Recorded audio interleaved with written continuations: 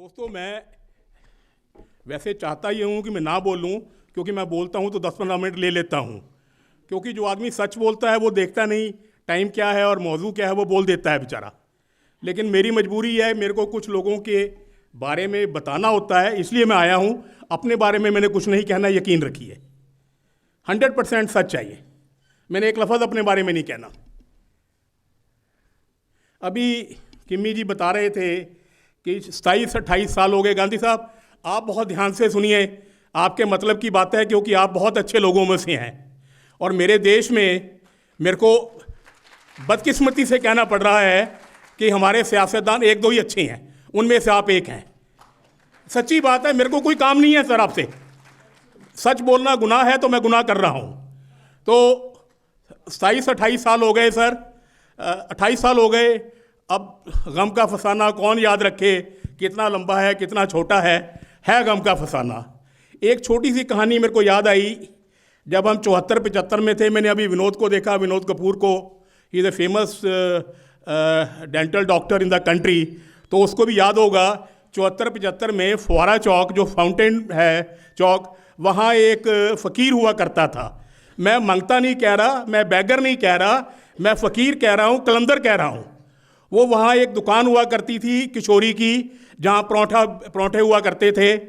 तो वो फ़कीर जो कलंदर था वो वहीं क़याम करता था, क़याम मीन्स रहता था। जो किशोरी था वो उसको, फ़कीर फ़ुकुर कहाँ खाना खूना खाते हैं यार, एक आधी रोटी दे देता था। और गर्मियों में हमने देखा है बाहर उसका वो बेंच था, वहाँ सो जाता था। सर्दियों में किशोरी अंदर उसका बेंच लगा देता, वहाँ सो जाता था। उस फ़कीर की, कलंदर की ये खूबी थी, वो 12-1 बजे तकरीबन मांगता मुंगता नहीं था, लेता था। मांगने और लेने में फ़र्क है शायद। तो वो लोगों से पैसे लेता था और ये कहता था, वो 7-8 बजे तक लेता था। वो जब उसको 700-800 इकट्ठे हो जाते थे तो वो फिर वो लेने छोड़ देता था। अब आप हैरान हो गए 700-800 क्यों लेता था। 700-800 में उस कलंदर को एक अदिया मिल जाता था और थोड़ी सी नमकीन को। गांधी साहब ने भी देखा, वहाँ कोले का डिपो था एक, याद है, जहाँ हरबंस थिएटर था, कोले का डिपो के अंदर ही एक ठेका था। तो वहीं वो ठेके, हम भी सब जाते थे, ये नहीं मैं नहीं जाता था, सभी जाते थे। तो जितने मेडिकल के स्टूडेंट्स थे सब ऐसे ही थे। तो वो कलंदर वहाँ अदिया लेके अपना पीता था और वो वहीं आके किशोरी के पास सो जाता था। अब मैंने कलंदर की बात इसलिए बताई, वो तो बेचारा चला गया, लेकिन उसकी रूह मेरे में आ गई। और उसका जो कासा कहते हैं बाउल, जिससे वो भीख मांगता था, वो मेरे को दे गया। यकीन, वो 27-28 साल से वो फ़कीर बन के मैं आप लोगों में घूम रहा हूँ और आपसे लोगों से ले रहा हूँ। और ये भी यकीन रखिए, जब तक जिंदा रहूँगा, सांस आएगी, जिस्म चले ना चले, सांस आए और यादाश्त रहे, मांगता रहूँगा, मांगता रहूँगा, मांगता रहूँगा, मांगता रहूँगा। क्योंकि मैंने अपने वालिद से और अपने बड़े भाई, अपने मेंटोर आलम साहब से ये एक वादा किया हुआ है कि जब तक मैं ज़िंदा रहूँगा मैं उर्दू की खिदमत करूँगा। इसलिए मांगूंगा सर, पक्का मांगूंगा। दूसरी बात, आज ये कह के जा रहा हूँ स्टेज पर, मैं जिस दिन चला जाऊँगा, आज मैं एतमाद मीन यकीन से कह रहा हूँ, मेरे बाद मेरा बेटा जो आज नहीं है, वो नागपुर PhD के पेपर लेने गया हुआ है, मेरा बेटा साहिल राज, वो भी ये चलाएगा, क्योंकि उसके अंदर मेरा खून है और अपने दादे का खून है। उसको ये चलानी पड़ेगी। वो यूनिवर्सिटी में यहाँ प्रोफेसर है सर। यूनिवर्सिटी वाले वैसे भी तनख्वाह कम देते हैं, कभी 6 महीने में, कभी 7 महीने में। तो 1 महीने अगर उसको तनख्वाह नहीं मिलेगी, फ़र्क नहीं पड़ता। लेकिन मेरी बेटी शायद अभी नहीं आई, आने वाली होगी। मैं उसको, मेरा पोता है, उसको कहूँगा कि अपने बाप को जब आए ये मैसेज दे कि उसके दादा ने ये पब्लिकली अनाउंस किया है कि उसको ये तंजीम चलानी पड़ेगी। दूसरा, उसका साथ देगा, मैंने अभी नाम लिया था प्रभात शर्मा, ये उसका दोस्त है सर, बहुत अच्छा दोस्त है।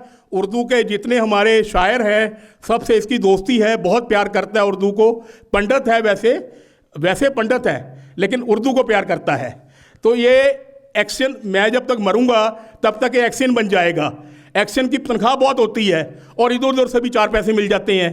तो ये पक्का नहीं, सच्ची है यार, इसमें कुछ झूठ तो है ही नहीं, सबको मिलते हैं, सब लेते हैं।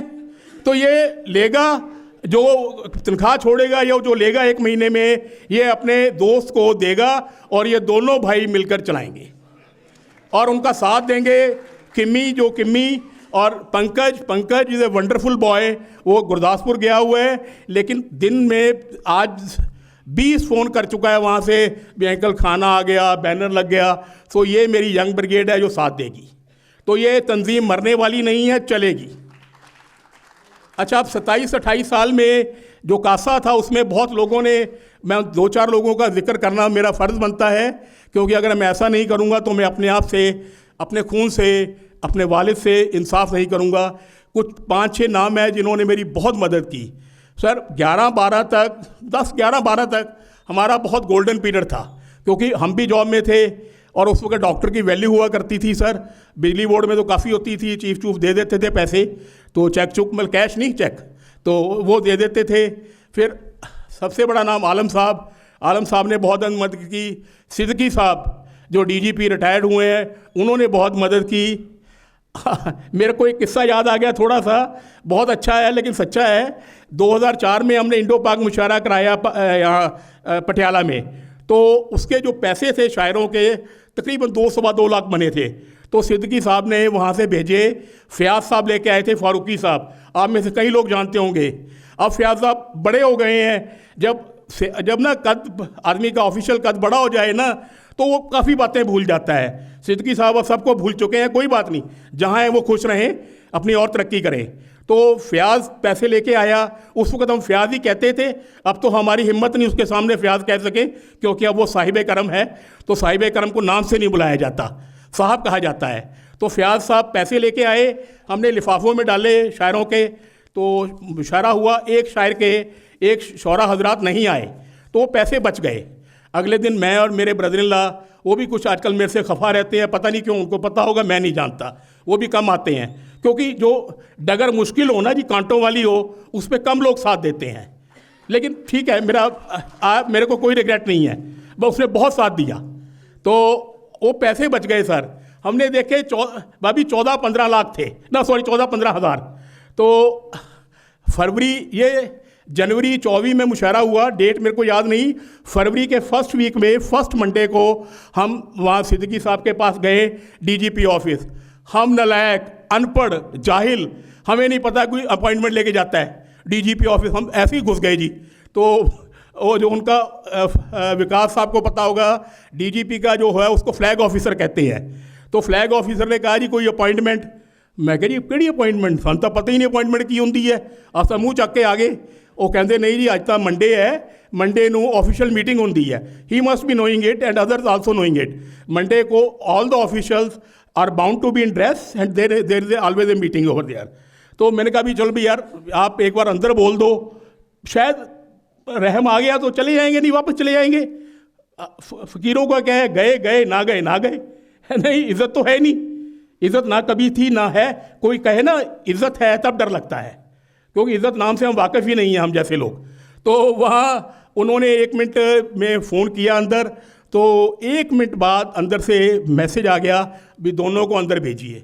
हम गए साहब, वहाँ सिद्दीकी साहब ने ड्रेस डाली हुई थी, उनके साथ ऑफिसर बैठे थे, 2-4 मेरे को याद है, राजन गुप्ता साहब थे, उपल साहब थे, सुरेश अरोड़ा जी थे, सुमेश सैनी थे, बाकी 2-4 और थे, अब मैं भूल गया, काफ़ी पुरानी बात है।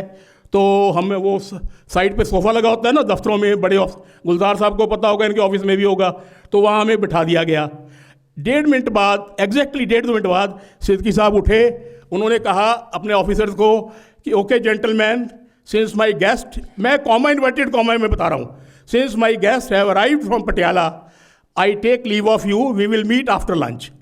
मैं और बबली देखने लगे कि गेस्ट, हम दोनों गेस्ट यार, सारी शक्ल ना अकल, हम कहाँ से गेस्ट बन गए। तो लेकिन उसकी वो बंदे अच्छे थे, कदर करते थे। तो बैठे, उन्होंने हमें वो समोसे, छोटे साइज़ का समोसा पहली बार देखा जो सेक्रेटेरिएट में होता है, और वो बर्फ़ी बेसन वाली, वो भी सेक्रेटेरिएट में मिलती है, तो खाई। तो उठे, हम डीवीडी लेके गए थे सर, उस वक्त वीसीआर का टाइम था गुलजार साहब, तो डीवीडी चलती थी। तो चमची कह लीजिए, चमची मारनी पड़ती है सर, बड़े आदमियों की मारनी भी चाहिए।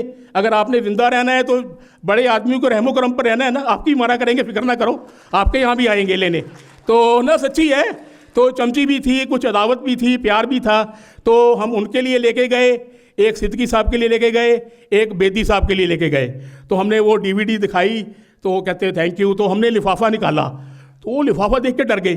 वो कहते यार लिफाफा, DGP को लिफाफा दे रहे हैं। ओ मैं क्या सर वो लिफाफा नहीं है जी, ये ईमानदारी वाला लिफाफा है, इसमें कुछ कहते क्या है बताया भी इसमें सर 15,000 रुपये बच गए, तो ये आपकी अमानत आप रखिए। तो वो कहते यार नरेश क्या बातें कर रहे हैं, हमें नहीं फ़र्क पड़ता, आप रखो, आप बहुत घूमते फिरते हो, अगली बार रख लेना है, काम आएंगे। तो ये बात थी। मैं सिद्दीकी साहब से आज भी वाबस्ता हूँ, आज भी बातचीत करता रहता हूँ। He is a great scholar of Sufism, he is PhD in Sufism. तो मैंने अभी 2-3 महीने पहले बात की, ये मैंने किस्सा उनको सुनाया तो वो हंसे। मैंने उनको एक शेर भी सुना दिया, याद आ गया। मैंने कहा भाई अब तो इतनी भी मैसर नहीं मैखाने में जितनी हम छोड़ दिया करते थे पैमाने में। सच है ये, बड़े दुख से कह रहा हूँ मैं। तो सिद्दीकी साहब ने कहा नरेश किस किस को रोएं यार, किस किस को रोएं। अब जो पंजाब में जो ब्यूरोक्रेट है वो सब मशीनी ब्यूरोक्रेट है, किसी को शौक़ नहीं है। जो अदब की महफिल में नहीं जाएगा, जो मुशायरा नहीं अटेंड करेगा, जो जगजीत को नहीं जानता, जो पंकज को नहीं जानता, वो कैसे मदद करेगा, किसको कहें। मदद तो ब्यूरोक्रेट वो करेगा जिसको आप शौक़ हो। तो ये हकीकत है। फिर हमें उपल साहब ने मदद की, अपना मेरा बैचमेट था दिनेश वर्मा, दिनेश ने बहुत मदद की। अरुण वर्मा वो भी मेरा क्लास फेलो था स्कूल से। तो ऐसा 11-12 तक बहुत अच्छा टाइम रहा सर। कभी हमारी तंजीम बीमार नहीं हुई, ICU में नहीं गई। 12 के बाद बेड़ा गर्क हो गया, सब रिटायर हो गए। रिटायरमेंट के बाद इस देश में किसी की कोई वैल्यू नहीं सर, चाहे सिद्दीकी हो, चाहे आलम हो, चाहे नरेश हो। मेरी तो खैर क्या औकात है, उनकी भी रिटायरमेंट के बाद वो कहते हैं हमें भी नहीं कोई पूछता। और ये सच है। पंजाबी सबसे ज़्यादा थैंकलेस बंदे हैं सर। पंजाबी किसी की कदर नहीं करता, वो बुरा लगे लगता रहे, मैं डरता नहीं सर किसी से। Punjabi is the most thankless com. Punjabi सिर्फ उस वक्त कदर करता है जब तक आदमी कुर्सी पर है। कुर्सी के बाद वो किसी गांधी थोनू भी नहीं किसी ने पूछना MP बनने तो बाद। पक्का नोट कर लो अज डेट ते, जिन्हें थोड़े नाल आए उन्होंने को नोट कर लन। 27 तो बाद 27 तो बाद तुम इलेक्शन नहीं लड़ना ना, 29 तो बाद किसी ने नहीं पूछना। अपने अपना पेशेंट देखा करांगे यार की लड़ा। तो 12 से 17 इतना बुरे दिन आए सर, इतने बुरे दिन आए। हम ICU में चले गए, वेंटिलेटर पर गए, महक कल्चर फॉर्म के बहुत बुरे दिन आए सर। लेकिन फिर भी कुछ 2-4 रहनुमा, एक मेरा बैचमेट है शिकागो में सतीश, डॉक्टर सतीश शिंगला, एक बहुत बड़ा एक और बैचमेट है अजय सेतिया पेपर मिल, आप जानते होंगे, वो मेरा बैचमेट है। उसने डॉक्टर मोनी, अनिल सिंगला, राजेश आया मेरा बचपन का दोस्त। तो इन्होंने कुछ ना कुछ बाँ हमारी थामी और कुछ ना कुछ मदद की। हम लेकिन फिर पहले 3 करते थे, हम 2 पे आ गए, एक मुशायरा और एक कॉन्सर्ट। पहले 2 मुशायरे होते थे। बात तो सर पैसे की है, पैसा हो तो आए महीने कर लो, नहीं पैसा तो ठीक है। तो 17 में फिर दिन अच्छे आए हमारे सर। तेजवीर सिंह जो आज secretary government of media select हो गए हैं, मेरा ख्याल है इस महीने चले जाएंगे। और एक बड़ी कमाल की बात है, मैं तेजवीर को अपना बेटा कहता हूँ। अब छोटे लोग हैं सर, क्या करें, जीना तो है ना, जीने के लिए कुछ चमचीगिरी तो मारनी पड़ती है ना। तो लेकिन मैं उससे प्यार भी करने लग गया, और मेरे को लगता है वो भी थोड़ा सा करता है। नहीं 8 साल कोई चमचे को इतनी वैल्यू नहीं देता, उसके दिल में भी कहीं ना कहीं हल्की सी चुभन है हमारे लिए। 17 से लेकर आज तक, जब वो सरकार थी, वज़ीर आला कैप्टन साहब थे, मैं सियासी बात नहीं कर रहा सर, कोई भी ना करूँगा। जब वज़ीर आला थे तो तेजवीर साहब प्रिंसिपल सेक्रेटरी थे, खूब मौज रही सर। एक बार उन्होंने कहा यार तू डॉक्टर साहब मैं आपको सीधा ही 10 लाख रुपए दिलवा देता हूँ, और वो 10 लाख में हमारे 3 साल निकले सर, बहुत अच्छे। और अब भी वो बहुत अच्छी मदद करते हैं। उनकी लिमिटेशन है, वो उनका कद बड़ा हो गया, छोटे लोग मतलब जो IAS DC डूसी हैं उनको कहने में थोड़ी सी दिक्कत होती है। अब वो सेक्रेटरी बन के जा रहे हैं, पता नहीं वो 3-4 साल हमारे लिए अच्छे होंगे या बुरे होंगे, अल्लाह जाने। तो दूसरा यहाँ नाम मैं लूँगा वरुण मंडेर का, वरुणदीप सिंह मंडेर, ये डायरेक्टर टेक्निकल रिटायर हुए। 10 साल उन्होंने भी हमारी बहुत मदद की। वो सर ऐसी सीट पर थे जहाँ पैसे बहुत थे, बड़ी रिश्वत सी सर, रज के, पर वो बंदा रब का एडा अवतार सी ना, सच्ची रब का अवतार सी। उन्हें 1 रुपया नहीं कभी लैंदा सी सर, वो नहीं लैंदा सी तो सानू दवांदा सीगा। ते सच्ची सच्ची एक और भी है, लालप्रीत शायद नहीं आंदा, वो आंदा भी नहीं। लालप्रीत यहाँ CPO रहा है, तो CPO भी कहते 1 करोड़ रुपया साल का है, तो वो भी नहीं लेता, वो भी हमें 3 साल दिलवाता रहा। अब एक और CPO साहब हैं मनदीप, मैंने उनको भी कहा है, वो जानता है, पता नहीं दिलवाएगा नहीं दिलवाएगा मेरे को नहीं पता, लेकिन मैंने कह दिया। तो ये लोग अब ये फरिश्ता बैठे हैं सरदार अवतार सिंह, यार ऐसे नहीं, एक शेर बनता है, तुमसे अच्छा कोई मिला ही नहीं, तुमसे अच्छा कोई मिला ही नहीं, कैसे मिलता कोई था ही नहीं। सर कोई दोस्ती नहीं, कोई रिश्तेदारी नहीं, दारू तो दूर, कभी चाह नहीं इकट्ठे पीते असी कभी, सच्ची। लेकिन 10-11 साल से इन्होंने जितने हमारे शौरा हजरात आए, जितने हमारे सिंगर आए, जितने उनके एकम्प्लिस्ट आए, सब के सब इनके होटल में स्टे की, सबको इन्होंने फ्री ठहराया, अच्छा ठहराया, खाना अच्छा दिया, और सबसे बड़ी बात, कभी इनके माथे पर शिकन नहीं देखी।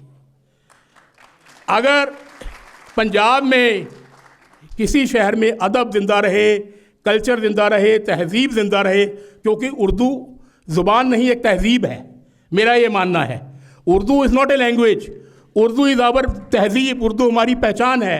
अगर उसको ज़िंदा रखना है तो अवतार सिंह अरोड़ा जैसा हर बंदा एक शहर में होना चाहिए। बात यहाँ नहीं, इन्होंने ये भी कह दिया कि डॉक्टर साहब थोड़े बारन तो बाद थोड़े मुंडे नूं ये फैसिलिटी भी दूंगा मैं, जे तुसीं चले गए तां भी दूंगा। वो इस तो बड़ी गल की उसको दिया सर। सो बस यही है जी। एक मैं जिन्हें शौरा हजरात हैं उनको भी एक बात कहना चाहूँगा, with all humility, all regards at my command, कि अब देखिए ये गुलजार साहब, अब ये कहें ना कोई शायर, कोई रिश्ता है, कोई नाता है, कुछ नहीं है सर, टोटल कमर्शियल।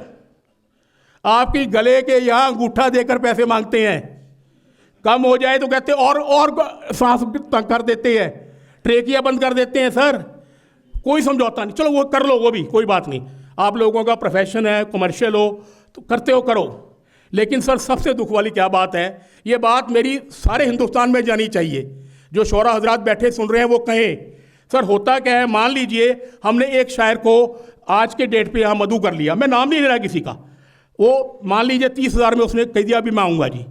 अब अगर कहीं रास्ते में 12 या 14 को कहीं और मुशायरा है और वहाँ उसको 40,000 मिल रहे हैं, तो वो मेरे को लात मार देगा, वो कहेगा मैं की लेना नरेश, तो यार मेरी उर्दू की लगती है, मैनू उर्दू मेरी बिजनेस है।